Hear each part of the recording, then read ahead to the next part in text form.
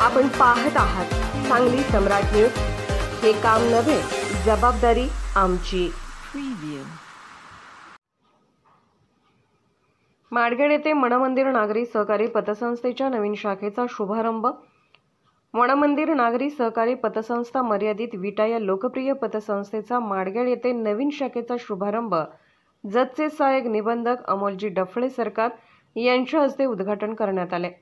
यावेळी बोलताना संस्थापक अध्यक्ष अशोकराव गायकवाड म्हणाले की मनमंदिर बँक व पतसंस्था सुरू करून 32 वर्ष झाली असून राजकारण विरहित काम करून सर्वसामान्य लोकांना मदत देत आहे।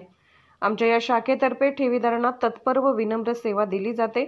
ठेवीवर आकर्षक व्याजदर आहे, तसेच आकर्षक कर्ज योजना असून यामध्ये पिग्मी बेसवरती त्वरित कर्ज वाटप, घर तारण कर्ज, वाहन तारण कर्ज, ठेव तारण कर्ज, सोने तारण कर्ज इत्यादी कर्जाची सोय आहे।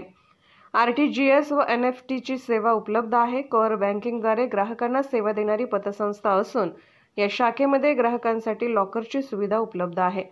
मनमंदिर पतसंस्थेचे सांगली, सातारा, कोल्हापूर जिल्ह्यामध्ये कार्यक्षेत्र आहे। संस्थेचा ऑडिट वर्ग कायम असून संपूर्ण संगणक प्रणालीद्वारे सेवा दिली जाते।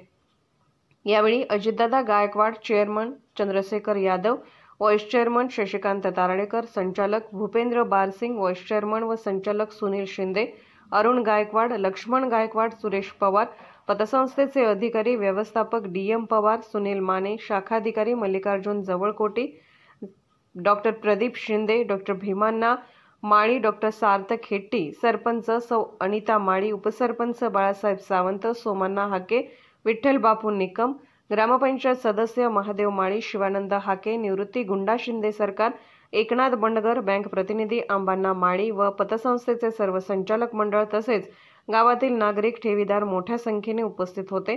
हा कार्यक्रम व्यवस्थित पार पाडण्यासाठी सर्व कर्मचारी वर्ग व पिग्मी एजंट यांचे सहकार्य लाभले। सांगली सम्राट न्यूज चॅनलला लाईक करा, शेअर करा आणि सबस्क्राईब करा।